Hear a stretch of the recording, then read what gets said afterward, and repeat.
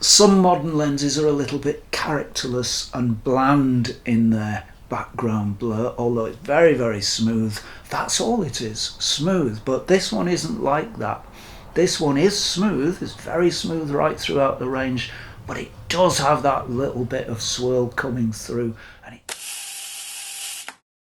Well, hey everybody, thank you for checking in once again and welcome to another episode. And today we're going to be having a look at this new autofocus lens from TT Artisan. This is the 56mm f1.8.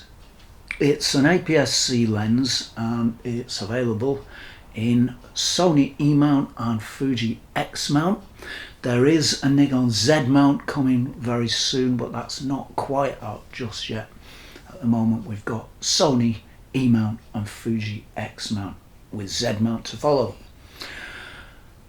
Okay, it's 56mm on APS-C. If I've done my sums right, that equals on full frame about 84mm, something like that. So it's a fairly longish lens when you put this on your APS-C camera, and that's great for me because I do like a little bit of reach. This lens does have that little bit of reach that I generally prefer in my photography. Not always, but I do like to shoot with longish lenses just at around about this focal length, actually anywhere between 75 to 90mm is just about right for my kind of photography.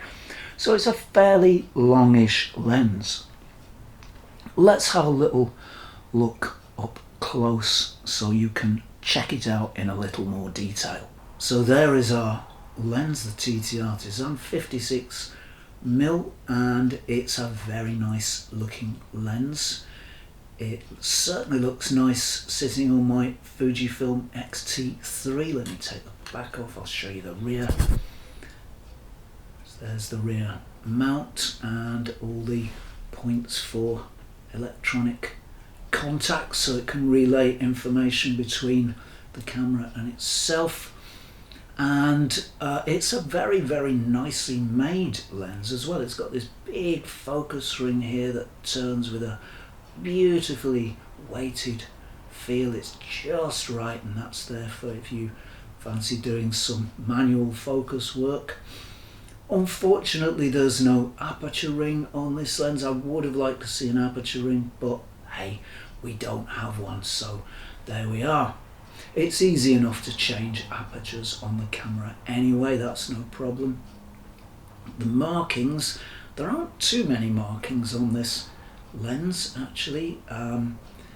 These markings here appear to be engraved, so you're never going to forget what type of lens you're shooting with.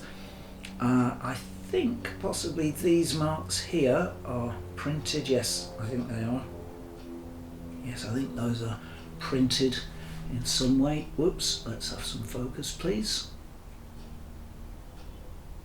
Thank you. But generally very nicely made.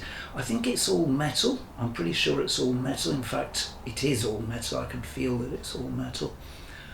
There's not a lot of plastic. There may be one or two bits of plastic used. I think perhaps this part here is plastic.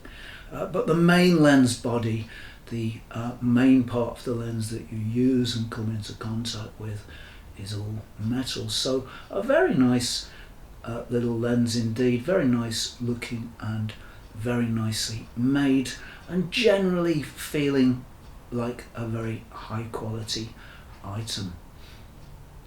There is the front element, and you can see sort of greeny, bluish, purpley type coatings on the front there, and the rear is also coated, of course. This is a multi-coated modern lens, so a very, very nice little piece of kit. So how does this little lens shoot? Well, I found it shoots really nicely actually.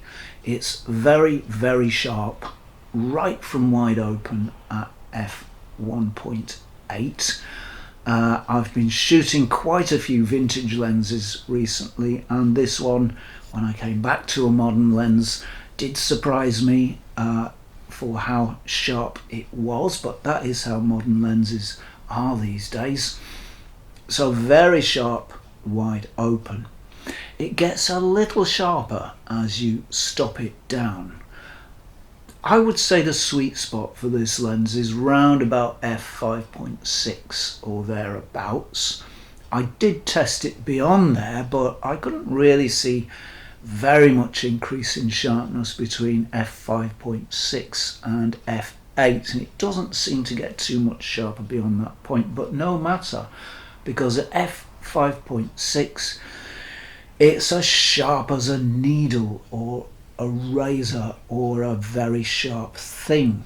So the sweet spot is probably around about f5.6, although I didn't shoot it too much at f5.6 or indeed stop down at all. I mostly shot it wide open because you don't really sacrifice very much at all in sharpness, and you really have to pixel peep to see the difference. And of course, if you do stop it down, you're going to lose a little blur, you'll sacrifice a little of the background blur, which with this lens is very, very nice indeed. I was very impressed by the quality of the blur from this lens. It's very, very, very smooth, and it generally stays smooth no matter how distances between the camera, the subject and the background change. With vintage lenses you often get a little bit of harshness creeping in at various points. With this lens I couldn't see any harsh spots at all. It's pretty much imperturbable, as is the way with modern optics.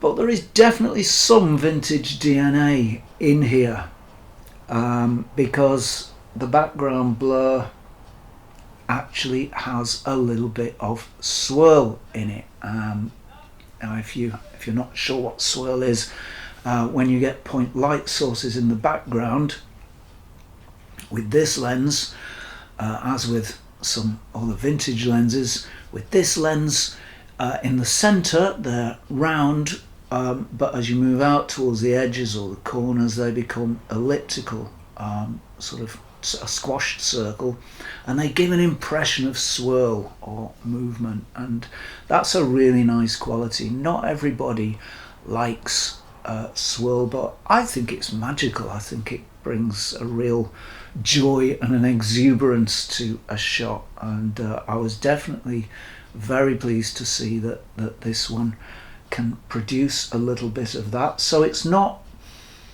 some modern lenses are a little bit characterless and bland in their background blur, although it's very, very smooth. That's all it is, smooth. But this one isn't like that. This one is smooth, it's very smooth right throughout the range, but it does have that little bit of swirl coming through, and it does have a little bit of magic coming through that some modern lenses lack. So that was really nice to see. Very, very nice blur indeed, with a little bit of magic as well. Now as regards colour, well, this lens shoots beautiful colours. They're very strong, they've got lots of depth, they're very rich, and generally the colours are very, very beautiful from this lens, and I really liked the colours that it created and represented in the final images. It's probably slightly towards the cool side of things, not a very pronounced cool lens. I wouldn't call it a cool lens as such, but I think it's slightly more on the cool side rather than on the warm side, which again I do rather like. I do like that just very slight bit of coolness in images. So yeah, very beautiful colours indeed, very strong, very rich and very deep. Absolutely lovely. Now as far as contrast goes, it's something of a mixed bag, because although this lens can produce very strong contrast, it does need a hood in order to do that. Without a hood, it's great if the light is right, if you happen to get yourself into the right orientation to the light, and you don't get any stray light reflections catching that big front element at the wrong angle. It's fairly near to the front of the lens. It's not recessed at all, so it's pretty much very nearly level with the rim of the lens here. So it is prone to catching stray light, and when I shot it without a hood, I did find that I needed to shade the shot because it can wash out in the sun. Although, again, if you get the light right without a hood, it can make some very nice rainbow arcs. I don't think they're called flares as such, they're more like arcs, and they're a bit like a prism. They'll split the light into rainbow colours and you get this nice arc within your shot. So it does produce some nice optical effects without a hood, but also it can wash out. It does give much better results with a hood, and it gives very strong contrast if you shoot it with the hood, which is provided here in the box. So it comes with that. Much better with a hood, and I found that I could shoot even almost directly into the sun with no loss of contrast using this hood. So this really is a good little addition. It's a clip-on hood, and it goes onto the front. Oh, I always forget how to do this. Right, there we are. This is how we do it. So it clips on like this, and it gives you this rectangular aperture here to shoot through. Unfortunately, you can't put the lens cap on with the hood on, but then you don't really need to because the lens is pretty much protected anyway, so I don't think there's really any problem there. But yeah, it gives far better results with that hood on, and in fact with the hood on I was very impressed indeed with the quality of the images that come out of this little lens. Very strong contrast, able to shoot in pretty much any lighting conditions, even with the sun directly in the frame. There was no loss of contrast with this hood on, so a very nice result there. So all in all, I think this is a lovely little thing, beautiful little lens, a very nice little optic from TT Artisan. So I think that's probably about it from me for now. Many thanks for watching. I hope you've enjoyed this episode. I hope you found it useful in some way. Many thanks to subscribers for your support. That is really appreciated. Many thanks also go to patrons for your support. That is really appreciated. And many thanks to anybody and everybody who's tuned in and watched the show and given thanks or super thanks or made comments. Many thanks to everybody for joining in. So that's it from me for now. If you're not doing anything too difficult, bothersome, irksome or irritating next week around this time, please do tune in and join me for a spot more Zenography. Cheerio all.